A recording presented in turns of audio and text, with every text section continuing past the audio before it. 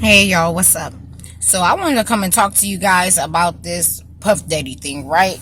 With the young lady. So we know he was with her for about 10 years and she suffered through all the mental and physical and sexual stuff that he put her through. But I believe that it's 100% true. Not only because we have heard stories and seen parts of him that will reveal this to be his nature, his true nature, and what the monster had grown into, but also because of how quick he settled. Right now, they say settlement doesn't mean truth. It just means don't want to deal with the headache, don't want to deal with court, don't want to deal with reputation being um, messed up. But if you pay attention, they say that she had been put in the lawsuit, right? And let me state what I believe, though, the reason why it took her a minute to put in a lawsuit. When a person goes through trauma and stuff like that, their number one agenda is just to get away from it. Once they finally are able to get out, or ready to get out, or safe enough to get out, because it's most dangerous trying to get out. So that be their number one focusing and thing. Like, I don't care about nothing else. I just want to be out of this, get away from this. And she finally had done that. Well, with her moving on with her life and getting married, and I'm quite sure doing counseling and stuff, because you can't go through that type of thing and it not show up in who you are, how you're in relationship with others, how you're in relationship with yourself, how you're in relationship with your children. So I think she had begun getting counseling, and her husband began encouraging her to possibly get counseling and stuff. Cause you talking about nightmares, you talking about mood swings, you talking about episodes of stuff come back to your remembrance, you talking about triggers, and that's why I'm saying the nightmares and the episodes and mood swing and stuff like that, because it would be everyday things that could possibly trigger her, even the children. So I think that she began speaking with her husband about what all she had been through and experienced. I believe she began speaking with a professional, a mental health person, about what all she had experienced and the effect that it's having on her, being a woman, being a wife, being a mother. And they possibly encourage her, as she kept talking and revealing different things that she had experienced and been through, that will be the reason of why she's showing up in the world today the way that she is. They said, oh baby, you go sue him and go tell your story or something. So they had said that she had been putting in the lawsuit. Oh, and also for those who want to know, well, what would take a person so long? Fear, denial, regret, embarrassment, and shame. All those type of things could take a person so long to leave as well as to tell. So just for me to know, a person can tell whenever they ready to, whenever they finally feel safe within themselves to be able to speak and say what happened to them. Because a lot of people who are victims of this type of stuff, you feel embarrassment, you feel shame, you feel guilt. Some of the stuff you feel so shamed, you don't even want to think about it in your own mind, let alone voice it, right? And then let alone voice it to someone else. So all of that would play a part in why it would take so long for some people, and then especially with people who having stuff happen to them in childhood, you forget stuff. To protect yourself, your own mind will try to bury the experience, and this is why a lot of persons have disassociation disorder, because they will disassociate themselves, especially if it's a reoccurring event of that type of trauma. They will disassociate themselves from it, try to numb themselves from it, try to forget it. So in childhood, if that's when it happened, they can end up forgetting it completely. And then later, as they get older, stuff starts triggering those memories back. So anyway, and then you will see them unravel and act out, all kind of stuff, spaz out, all kind of stuff can begin to happen. And as you see, he was keeping her on drugs because that would be a number to keep a person from spazzing out, to be able to keep control over them. And a person who's been through and going through that will want the drugs, the alcohol, and stuff like that to numb themselves and to try to forget about it, to try to rationalize it. But anyway, so that all happened, and she had been pitying for the lawsuit. He had denied her, and I think what he was banking on, which is what they do in the industry, even to the men, and this is not even like they in relationship with them. I'm talking about the execs and labels and stuff. They be having them do these rituals. What they be banking on is the person will be so embarrassed and feel so ashamed, because plus they do manipulation to where if they don't feel guilty, like it's their fault, to make them feel like they wanted this and this was their fault. He banked on her being too embarrassed and ashamed to come out with what all had happened. And the reason why he settled so quick once she did, because she was willing to expose and reveal things that could make people turn on her, look at her differently, shame her even more and stuff. And he thought she would be too afraid to do it. So when she went, if you read what she put in there, the stuff she revealed and exposed, she did not, and guess what? I think that was the warning shot that she sent out. I think it was more that she could have said and went with that she held back. That was the warning shot to let him know, yeah, I go there, I will expose it all, and I don't care how it make me look. I don't care what people gotta say about me. Dude, stop playing with me. And he said, oh crap, she's willing to go. She's willing to go and expose it all. So I'm gonna go ahead and settle and give her what she wants. That's why he turned around and settled that quick. He didn't quickly settle before. She had been pitying the suit. He thought he was gonna be able to strong arm her, still bully her off shame and guilt, like she won't say nothing, which will protect him. Because sometimes to expose somebody else, you gotta expose yourself. He didn't think she was gonna expose herself. And I'm glad that she had the courage to say, you're right. And that she got the support that helped her to be able to have that courage to say, you're right. I don't care. I'm going to tell him, yes, I was having sex with sex workers. Oh, I just said sex and spelled it and didn't say the word. But anyway, I was doing this with workers. Yeah, I was hiding the abuse. Yeah, I did all these things. She was willing to tell it all, and like I said, she still kept something back out of it. That wasn't all of it, and that's what scared him enough to then, after her lawyer released that, the redacted version, the maybe not lightweight version, but like 50% version of exposing everything, put names in, but still held back on 50. I'm gonna say less than 50% of names who she was willing to expose, because there's higher people in the industry that participated in a lot of them rituals and stuff like that. But yeah, so I believe he did it. I believe once she showed him, I'm willing to go there, that's why he finally went on ahead and settled and gave her how much she want. I think she's deserving of the money. I think that if she could have put him in prison, like did criminal charges, that she would have. I think that she couldn't. I think Puffy played himself, because guess what? Someone had to fund her to be able to do this. Now, just in case those don't know, Clyde Davis runs the R&B part of the music industry. He's the gatekeeper.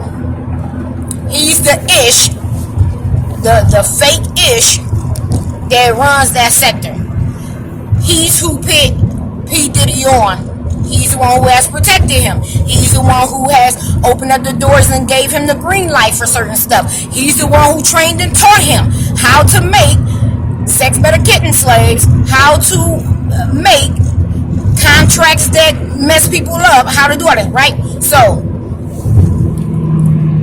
Clyde was Diddy's handler and his sponsor.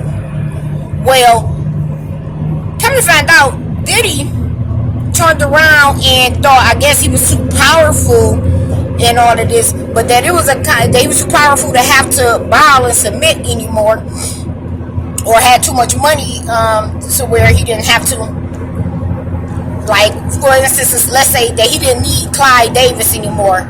I don't gotta bow to you or submit. I don't need you no more. I made it, right? I got all this money. I got all this power. I'm good. But, and I'm gonna tell you the connection. We know that he was his handler. Diddy was given a new contract. He had to sign by Clyde and new NDA. Diddy wouldn't do it. I believe Diddy possibly even threatened Clyde Davis to expose certain things about him. And I'm gonna tell you why I believe that in a second. Expose certain things about him to get Clyde from off his back. And then we know Diddy also turned around and he sued that liquor company, or at least tried to sue him and put out that they was racist, this, that, and the other. And they were funding him being in their liquor store. He did bring them a lot of money. He brought them in a lot of money or whatever. So I believe that the powers that be looked at her like, oh, dude, you must think you way more powerful than you are. Or we gave you too much power, and you don't forget that we the ones who gave it to you, and we can take it away just like we gave it. That's how Satan works. I gave you the fame and riches. I made you a star. Especially for the ones that don't even have talent. I gave you fame and riches, made you a star. I can take that same riches and same stardom that I gave you, and I can take that same image I gave you, because a lot of them, their handlers create a certain image, whatever image that is that they want that person to sell or to look like, to be loved, to be America's darling, or whatever they want it to be.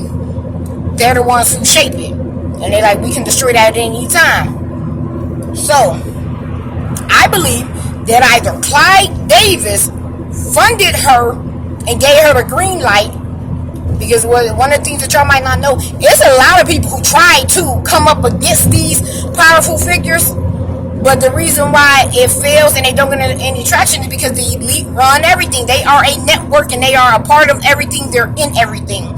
So they will try to come up against it. They swash the story up. We're not letting them get the story out about this particular person. We're not going to give a lawyer that's going to take the case. We're not going to give a judge that's going to agree to this or whatever. So that's how the business works.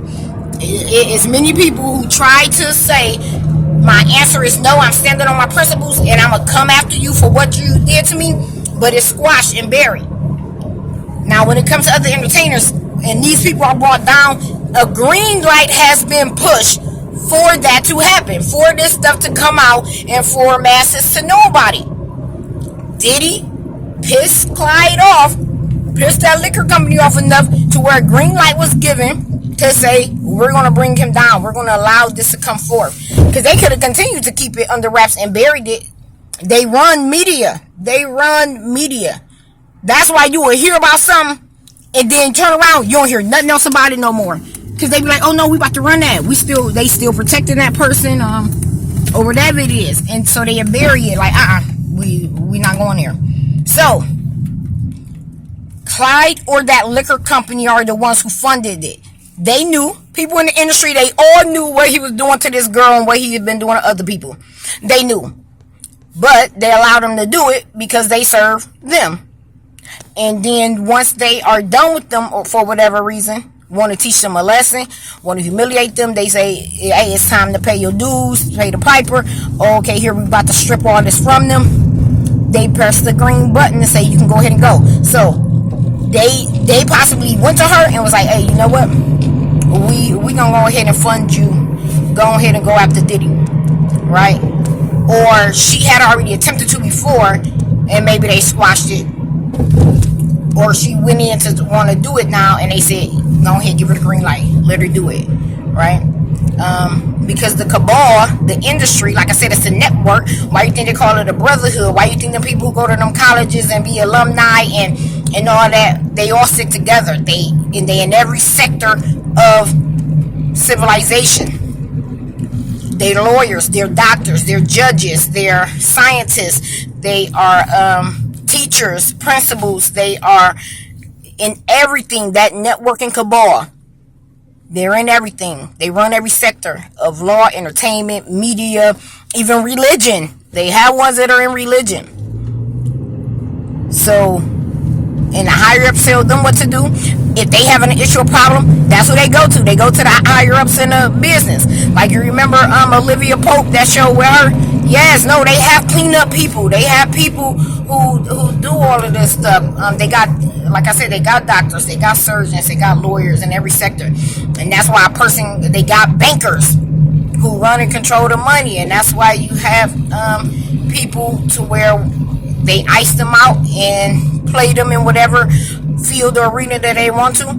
You have ones where, right, they go get a lawyer, but that lawyer is part of it, so they working for them. They thinking that where they tell the lawyer, hey, yeah, go ahead and take her case, because we're going to play both sides. We get to be in control of what all information they have. We get to know, you get what I'm saying?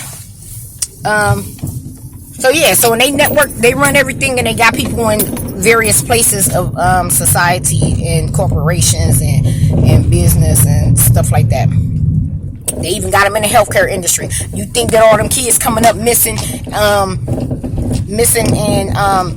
in the child care system, and what do you call that sector, and CPS or whatever, they got them working in there. They have them everywhere. They cannot pull that off with all these kids that just have magically came up missing without having people who work for that branch of human resources that did not aid them in doing that. But anyway, so one of them funded her and gave her the green light to go ahead, and to strong arm him, and she said, yep, I'm gonna go ahead and pick out this much of the information.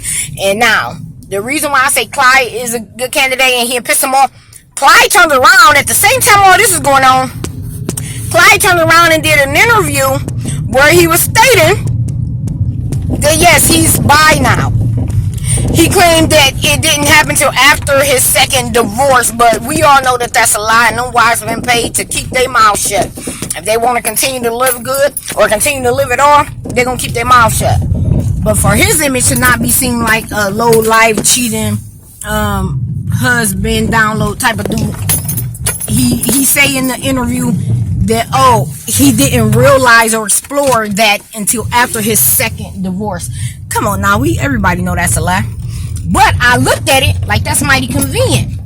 What would be the reason that Clyde would decide to come out now at 80 something years old to admit that he is bi?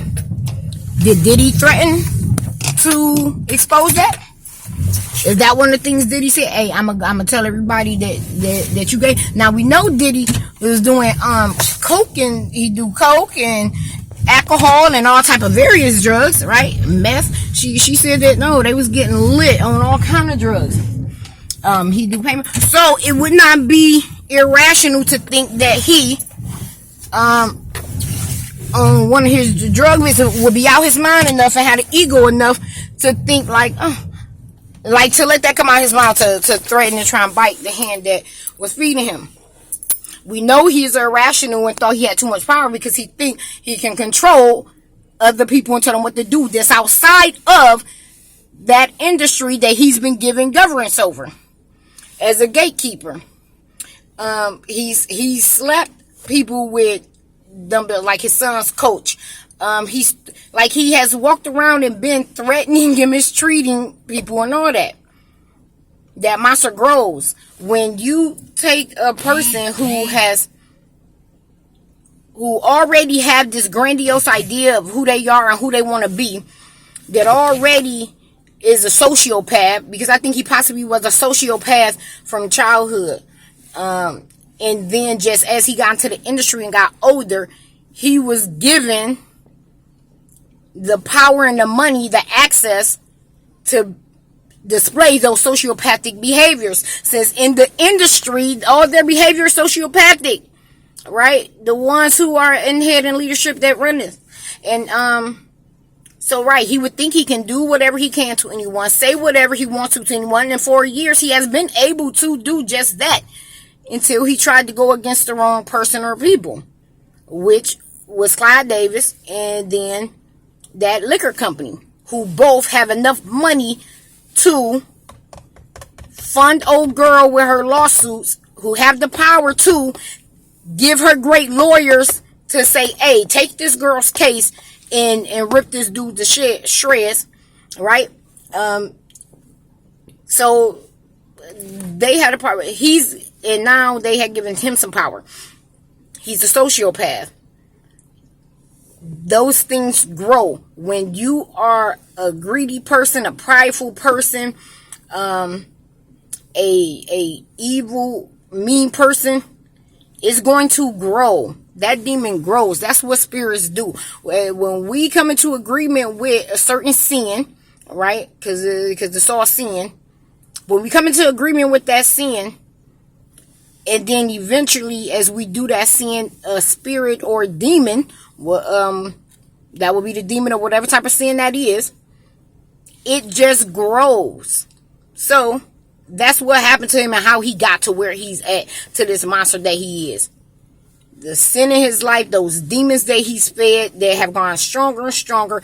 It has grown. That sin stays on a course going like that until you either switch courses and turn from it, or a wall comes that stops you from doing it. It's just going to grow. There's no such thing as being in control of sin or being in control of demons. Once you give power to them, your free will is now gone. You had the free will to go into them. You technically had a free will to come out of them if you turn to Jesus and want to come from out of it.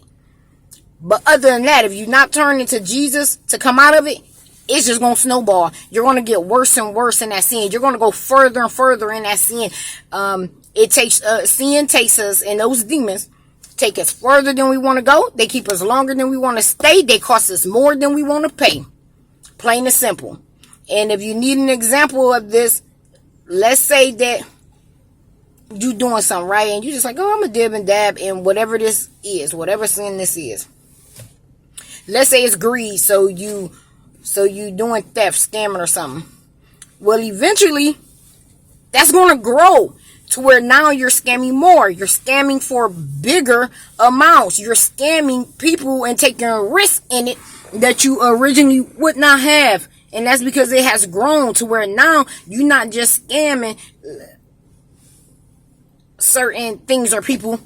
Now you're stealing, you're doing home invasions, you're doing robberies, you're doing anything because the greed has grown and the pride in doing it has grown.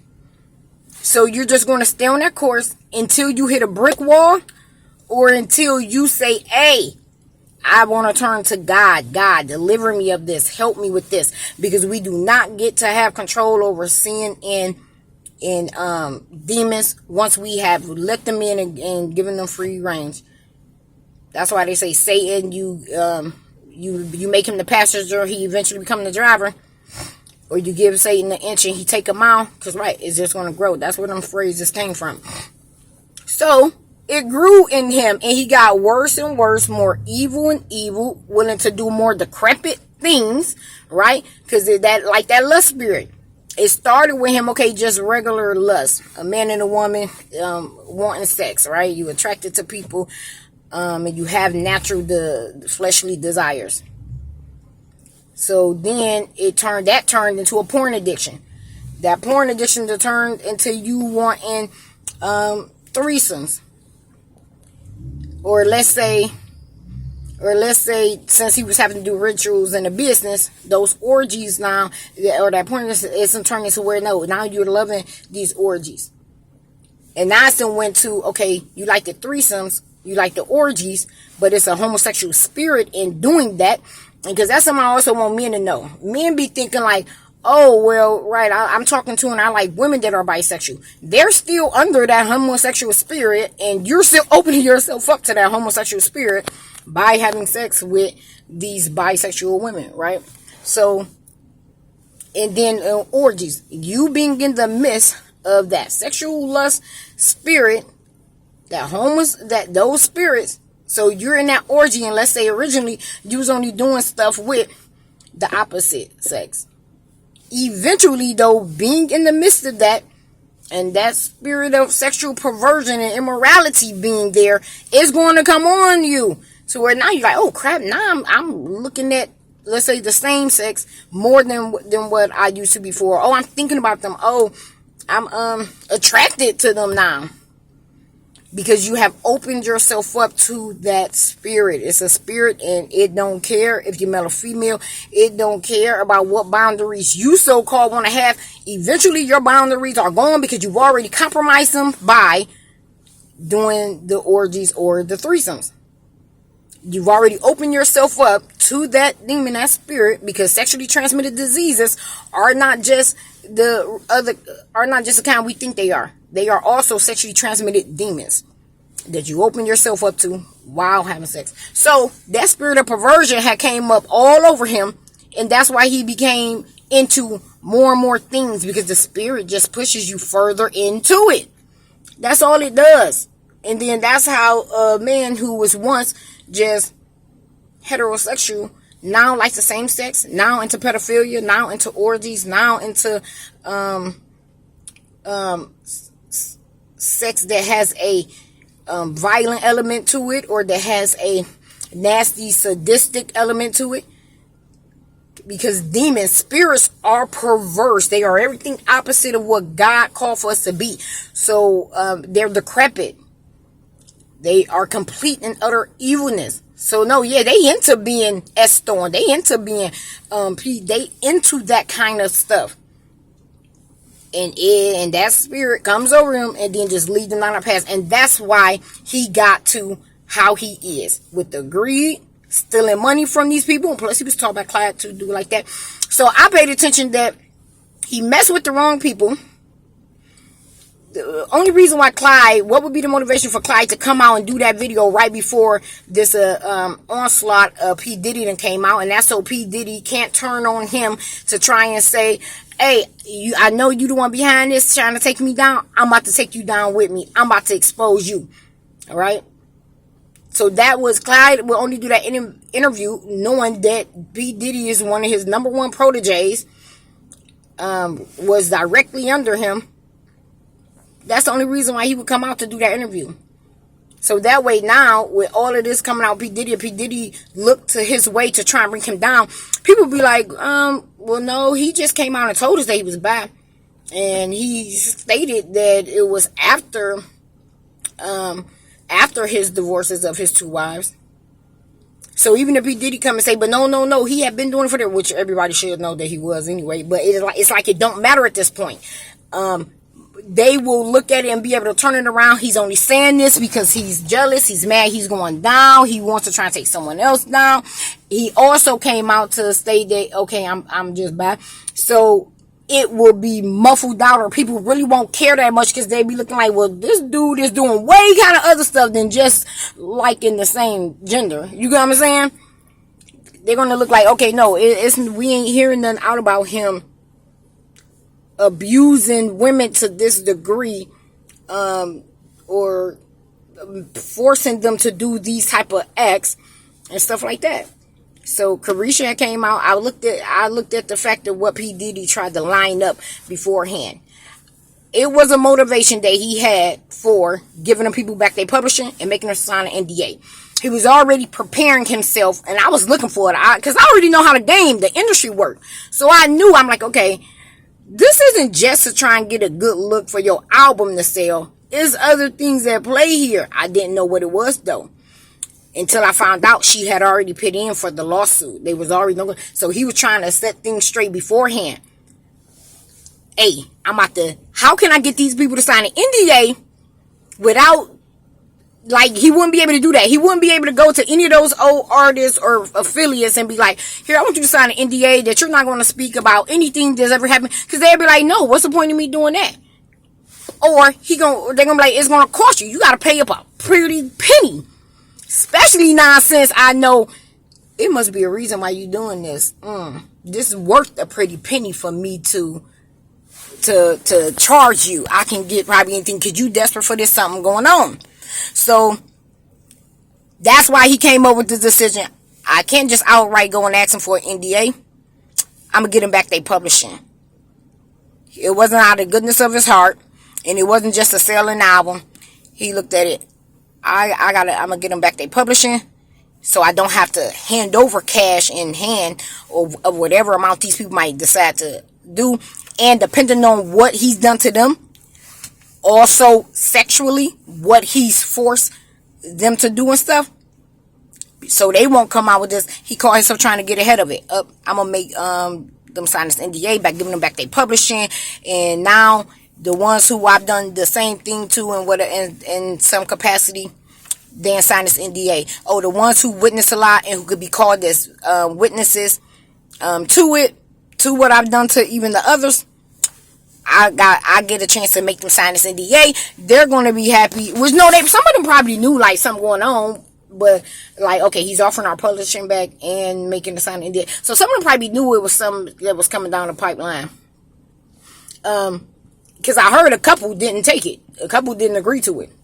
I understand why the ones who did agree to it did, because they probably just looked at it. At least I'm finally now getting back my name. This dude been making money, bleeding my publishing dry for profit year after year after year. So I get the ones who signed, who went on ahead and took and signed the NDA. Cool. But that's the reason why he gave these people back their publishing, y'all. So he could find a way to make them sign an NDA. And it kind of be somewhat inconspicuous, or at least they feel, and at the same time use it to make him look good in the media. Hey, look, y'all, I gave all these people, he was already trying to do damage control beforehand, just in case. Hey, look, people, look at me, I'm a great person. I gave them these people back their publishing. Because you heard people talking about it, so I'm saying, like, it don't matter how long this took or why he gave them it back. That's a good thing. It was to try to make himself look good and to silence them, to shut them up so she can't call them as witnesses. Even though I would think in the court of law, if it's a crime, that could override a NDA, matters of a crime. But we don't know. So anyway, that's why he gave them back their publishing. I think that he hurried up and jumped forward and put the album out, because he knew, oh, I might not ever be able to sell another one again, depending on how all this go. Because he knew he had made the wrong move, wrong decision, screwed with the wrong person.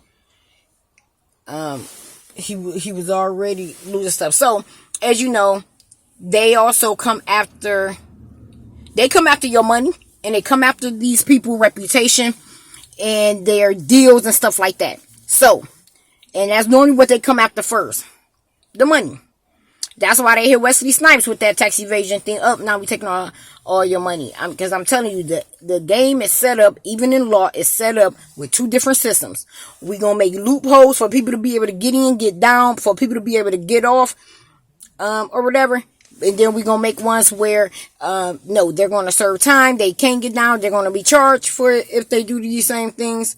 And then we're going to make even a different type of ruling to where we can make these judgments harsher on black people.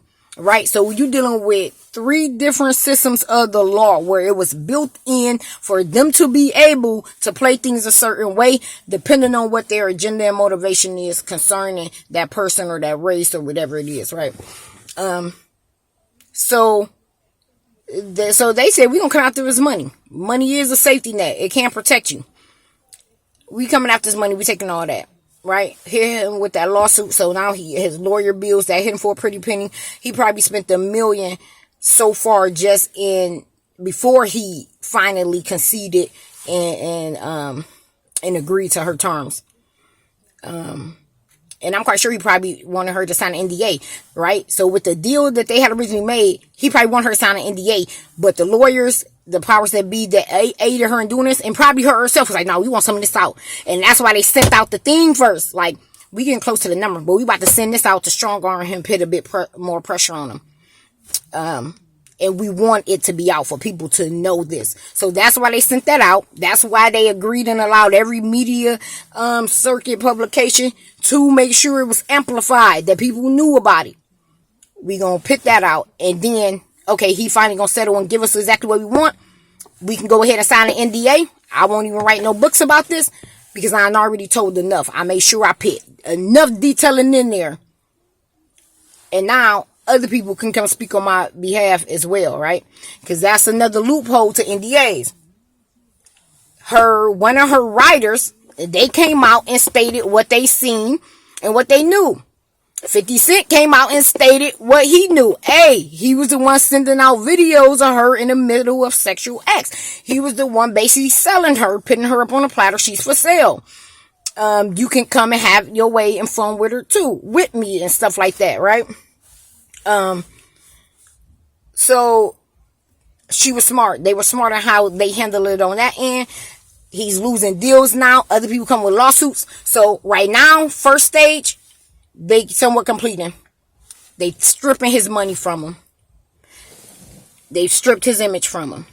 All right, his good standing with the public, and we'll see what they come after next. They might come after his freedom. They might come after his life.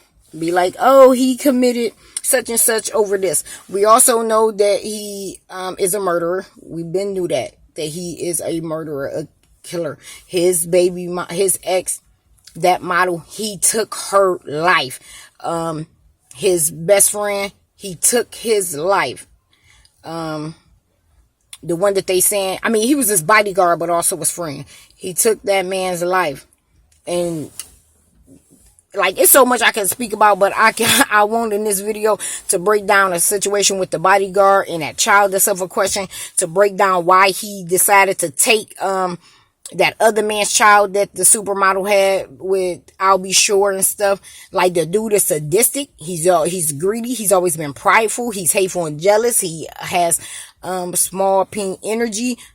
He is the wrong type of person to give money and power to.